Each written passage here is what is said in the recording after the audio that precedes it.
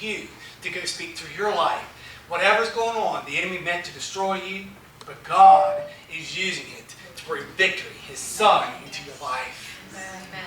Get that victim mentality off. So no, that's not me. That's not me. That's not me. Messiah comes through shame. Messiah came through victim.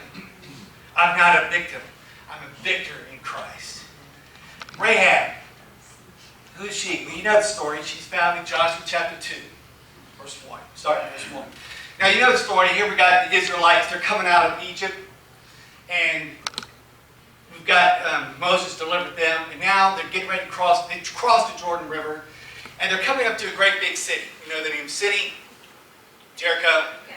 So they sent Joshua out into, Joshua sent out a couple of spies into Jericho. And lo and behold, they come up into the city, big walls, and they come up to this business. Right? And in this business, you got to think about, what about this business? You know? What kind of business is this? So evidently these men go into, I don't know, could it be some type of hotel? Could it be a bar? Could it be a storage place? A storefront? It could be all that, but it probably was something also like a brothel. Isn't that weird? Have you ever thought about why would God send somebody to a brothel? Some place where prostitutes live? Isn't that interesting? I think God goes to people with bad reputations. People who don't cut the mustard. You know what I'm saying? The people who just sort of... I can imagine what she would say. Let's see. She would say, you know what, I have a bad reputation. My reputation, what can I do? Look at my future. Who am I? But what she could say, it doesn't matter about my past. What matters is my destiny. See, I don't know what kind of labels have been placed upon you, but she had a bad reputation. After all, she was a prostitute. But God used her. You know, can you imagine here? She knows the stories about Israel coming out of Egypt, how God delivered them. Here's this woman, a bad reputation. She begins to mix her faith with what she's hearing and believing that if God can use me, what about God using me? My bad reputation, this stuff that's trying to be put upon me, this label that's put upon me. And because of her faith, she protected the spies. So think about it. God uses people who are messed up, people who slept around, people who sold themselves, people who compromised themselves, compromised their values, who have bad reputations. She hid them for 3 days. She's a prostitute. Amen. What label has people put on you? What kind of reputation do you have? Oh, he's a loser. He'll never make it. You know, what teacher spoke to you? So you're done. What did your mom or dad say? Maybe not even really mean it. Said something to you and put a label on you. You know, it's not really so much what people say to you. It's what you say to yourself. What label do you put upon yourself? What label? God doesn't look at your mistakes, your reputation. He doesn't look at the labels that people try to put upon you. He looks at your destiny. Because your past does not determine your destiny. Amen. Isn't that good news? Amen. Thank God my past doesn't determine my destiny. Amen. You know, I look back in life trying to figure out life. Life is we try to understand it by looking backwards. Now, if you drive a car, you've got a rear view mirror, right? How often are we supposed to look in the rear view mirror? 7, 10 seconds, right? But if I look in the mirror all the time, what's going to happen? If I keep looking at all those labels and all those things that people put upon me, everything, what's going to happen to my destiny? I'm telling you, it's not so much important where have you been as much as where you're going. See, God uses people that are a bad reputation, people who have bad situations. He says, I'm not interested in your past, I'm interested in your future. I'm interested in what I can do through you and accomplish my purpose in you and through you. So this morning, this afternoon, stop looking backwards. Because you know what? Life goes so fast. Doesn't it? I heard it said that life is like a New York taxi. It doesn't matter whether you're going or stopping traveling. The meter's still going. Are you stuck on the side of the road? Are you just looking in the rearview mirror? Are you worried about that label that somebody's spoken over you? Or maybe because you put that label upon yourself, because you compromised yourself. This morning, this afternoon, I want you in your heart right now. What the enemy, you see the enemy's writing a script over your heart, over your mind. I want you in your mind just begin to rip that label off. Yes. Whatever the enemy put upon you, maybe it's your parents, a situation, whatever it is. Maybe you did to yourself.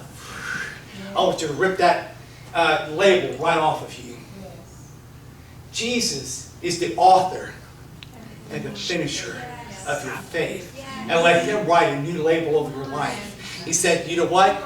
You may have a bad reputation, but it doesn't matter because your past doesn't determine your destiny. Amen.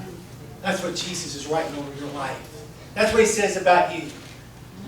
So, life is understood look backwards, but it can only be lived forwards.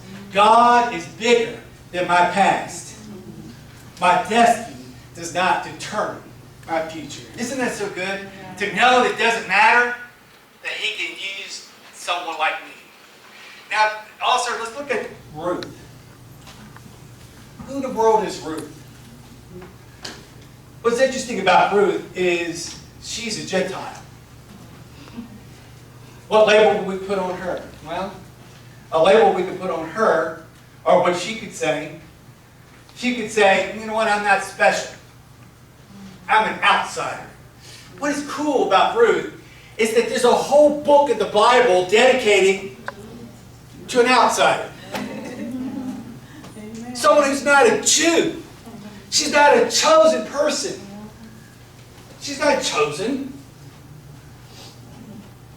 But God said, you know what? I'm going to use you. I'm going to have a whole book of my Bible in there about you. Yes.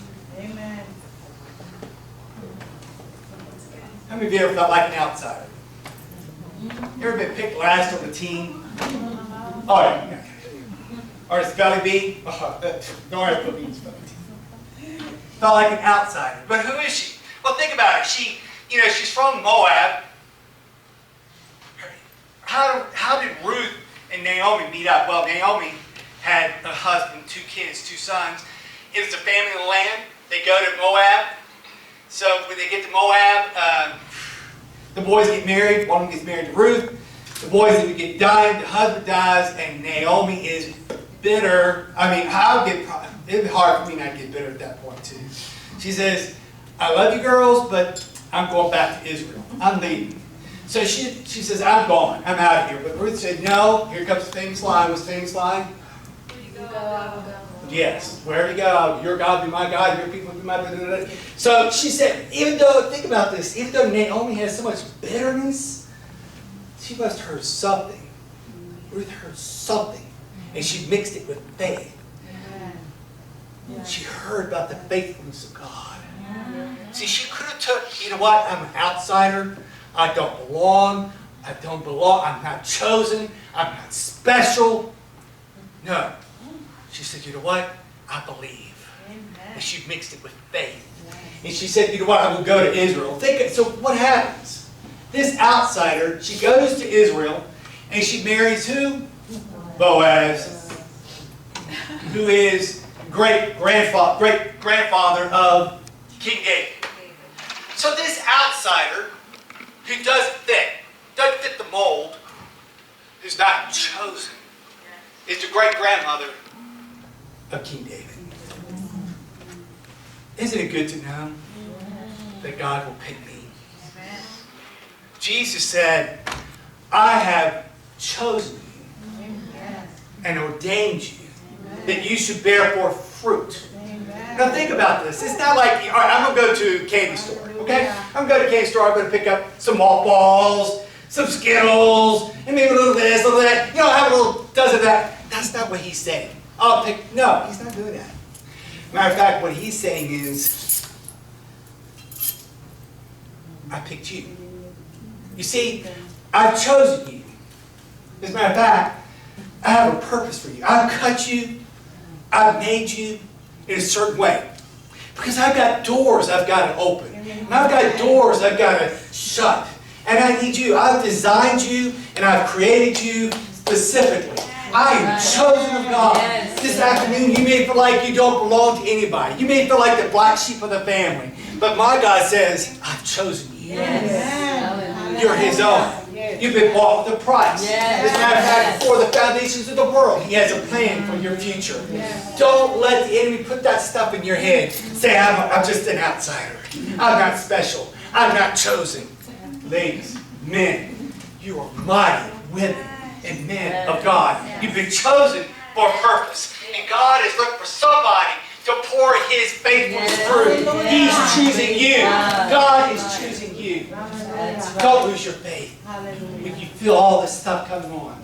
Remember, God is choosing you. So she could have said, I'm an outsider.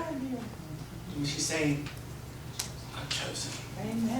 You say that with me. I'm chosen. I'm chosen. Come on, you need to say it like you believe it. I'm chosen. I am chosen. I am chosen. Let that run through your heart. Let that run through your veins. Because that's going to give you power. When the enemy starts putting all this junk in your head, I am chosen.